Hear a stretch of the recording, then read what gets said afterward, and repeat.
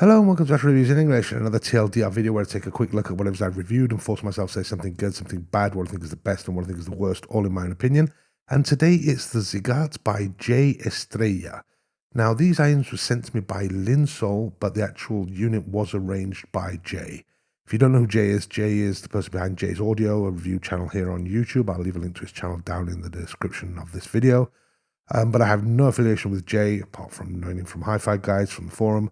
I have no affiliation with the Ziigaat, I have no affiliation with Linsol, and you can find out more by checking out the full review, which is linked in the description, or just head over to ashreviews.com. Okay, so with that out the way, something good. The aesthetics. Now, you might not be able to appreciate this great on camera and video, but the actual design, the black shells and faceplates sort of like have a background glitter going onto them, sort of a bit like a galaxy, and then the front faceplates have again this sort of like diffused glitter, silver on one side, color on the other. Photos look better than video, and in person look much better than my photos. But yeah, I am a fan of the aesthetics. I really like the aesthetics that got going on these IEMs. Something bad. Well, personally, I like a bit more spice in my vocals. Now, these IEMs still have, the vocals are still clear, they still do a good job, but they just take a slight step back behind that low end. And personally, I do like just a bit more spice, a bit more clarity in my vocals, especially when listening to acoustic stuff, etc. The best, well, that low end, there's like a sub-bass focus that manages to really fill out the low end of stuff without really taking over the mid bass and the lower mids. So it still manages to leave those frequencies to do their own thing and be clear, but there's definitely an emphasis on that low sub bass area, and they do it well.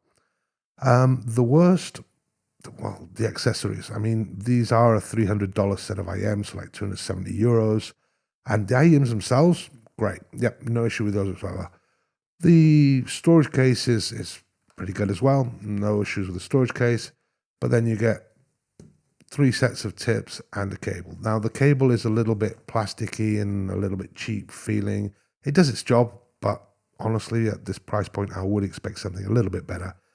And the tips just don't really work with these IEMs. I mean, Jay did actually reach out to me before I did this review and said, please try them with other tips.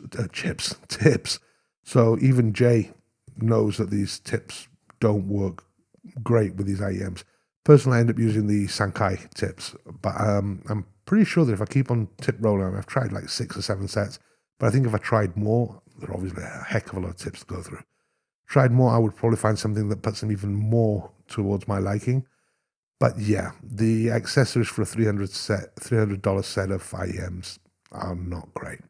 But anyway, far more details in the full review, which you can check out by following links in the description of the video, or head over to ashreviews.com, and I'll be back with another one soon. See you later.